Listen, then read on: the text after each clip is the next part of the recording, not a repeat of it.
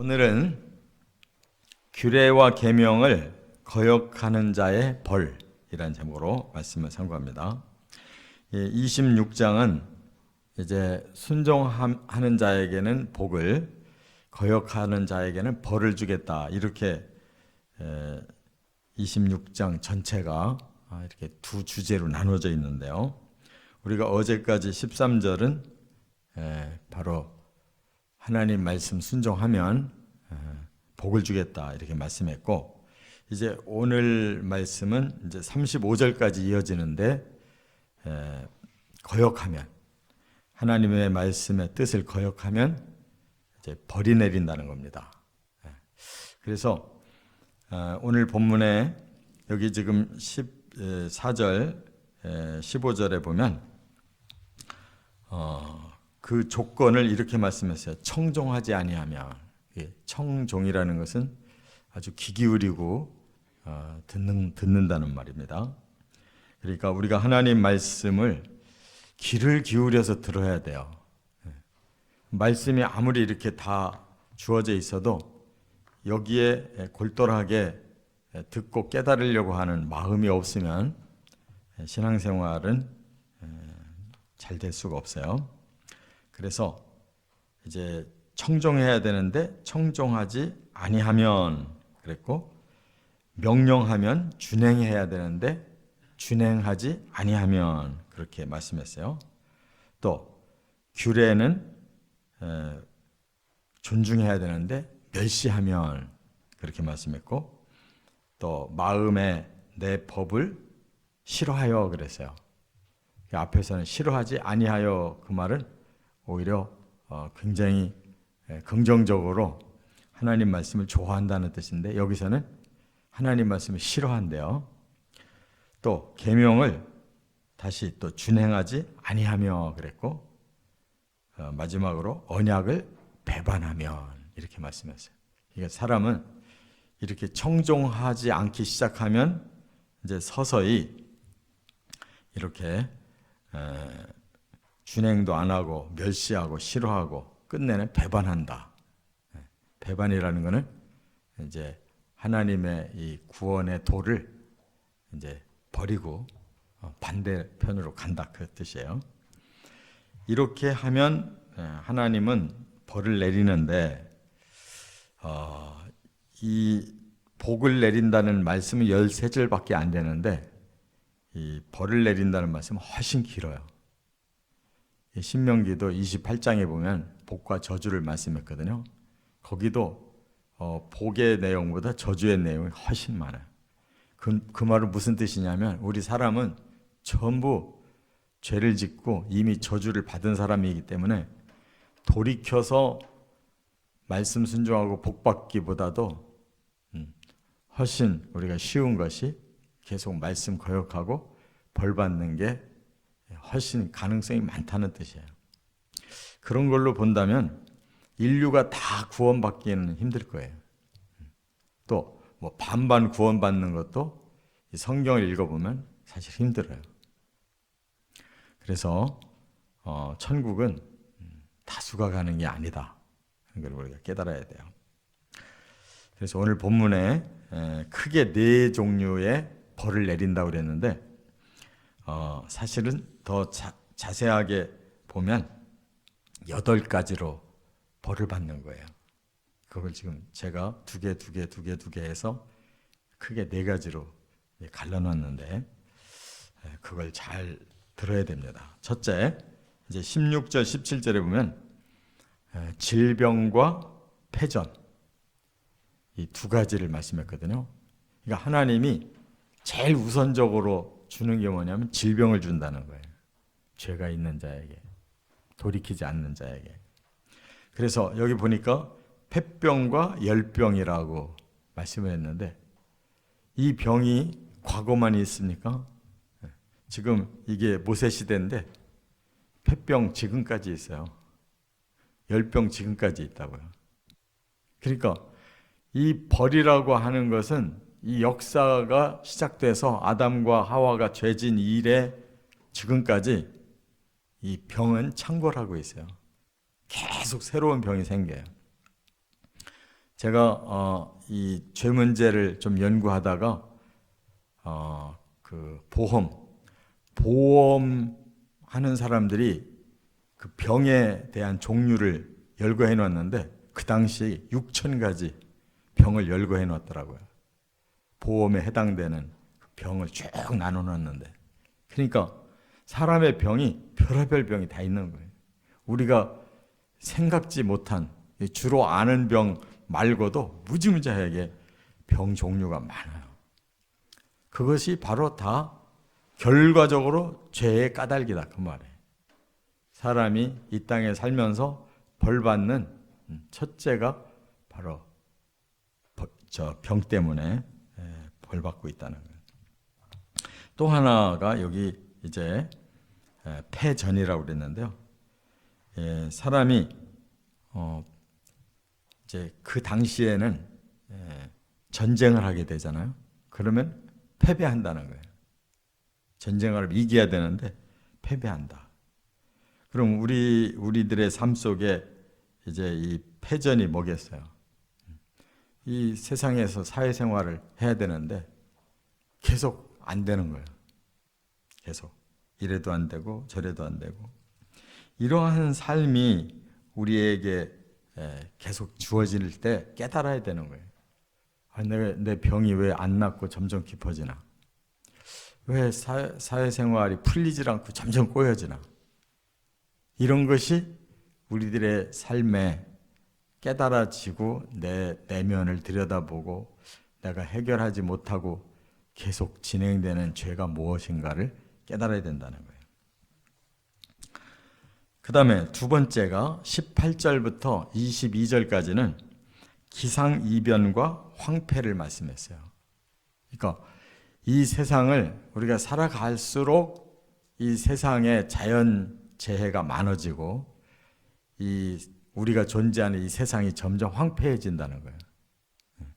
그런데 여기서 그 앞에서 질병과 패전에서도 깨닫지를 못하고 돌이키지를 않으면 7배나 더 징벌하리라 하는 말씀을 했거든요.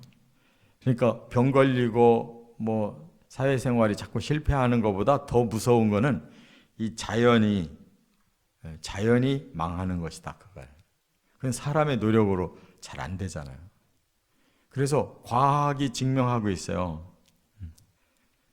이렇게 우리가 가장 지금 잘 알고 있는 이 기상 문제가 바로 온도가 높아지는데, 이 온도가 사람들이 사용하는 그런 모든 산업이나 뭐 가축 기르는 거나 뭐 이런 모든 속에서 이 탄소가 많이 발생해서 이게 대기권의 열을 높여준다는 거잖아요. 1도만 높아도 굉장한 이 기상 이변이 일어나는 거거든요.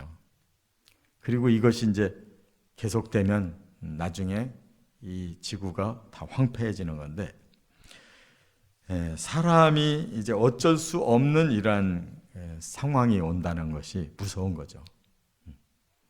지금 그래서 과학자들이 가깝게는 2030년, 지금부터 6년 후에 이 침수, 물의 고가 높아져 가지고 이 낮은 쪽은 침수가 시작되기 시작한대요. 그래서 2050년이 되면, 지금부터 26년만 더 있으면 이제 침수가 실제로 사람들에게 위협을 준다는 거예요. 그래서 바닷가가 가깝고 강가가 가까운 곳에 사는 지역부터 이렇게 침수된다는 거예요. 우리나라에도 그 시뮬레이션이 돼 있어요. 근데 그거를 정부에서 공식적으로 발표를 안 한대. 왜냐하면 이게 도시 개발을 해나가야 되는데, 뭐 거기 20년 있으면 침수돼요 그러면 누가 거기에 살으려고 하겠어요. 그러니까 미리 공포감을 안 주려고 지금 발표를 안 하는 거예요, 정부가. 근데 시뮬레이션이 다 지금 영상으로 다 돌아다니고 있어요. 바로 여기도 지금 그런 곳이 된단 말이에요. 이 바닷가에서 한강으로 직접 들어오면 물이 바로 양쪽으로 침수가 들어오기 시작하는 거예요.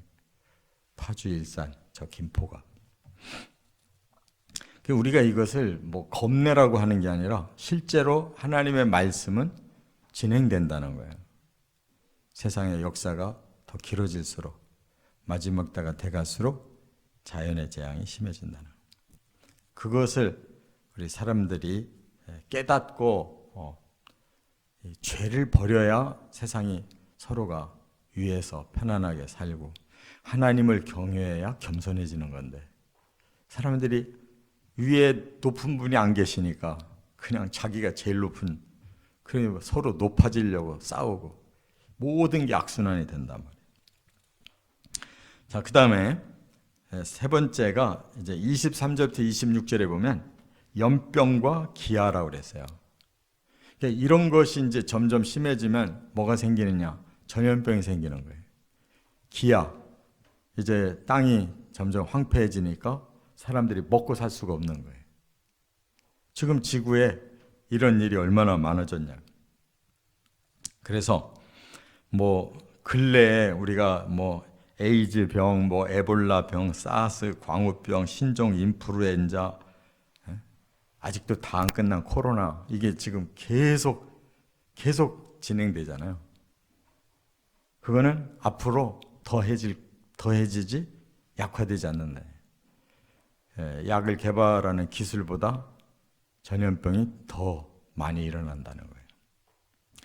그리고 기아 상태, 지금 아무리 노력을 해도 사막이 더 많이 만들어지지 옥토가 안 만들어져요.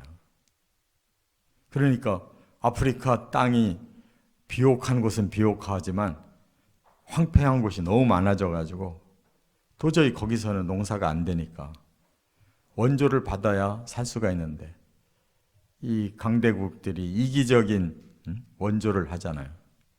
오히려 조금 먹을 거 도와주고 자원을 더 많이 뺏어가잖아요. 그거는 도와주는 게 아니에요. 착취하는 거지.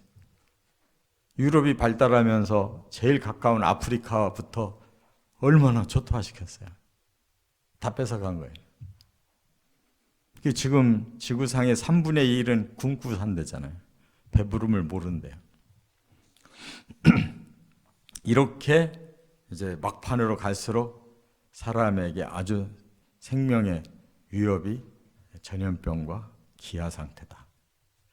끝으로 이제 네 번째가 27절부터 35절까지 보면 이제 패망, 아예 그냥 망해버리고 흩어짐.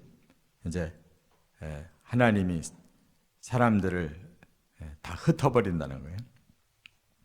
이것이 이제 계속 죄를 더하는 마지막 7배라고 그랬는데 점점 죄가 커질수록 재앙이 7배로 더 커진다는 뜻이에요.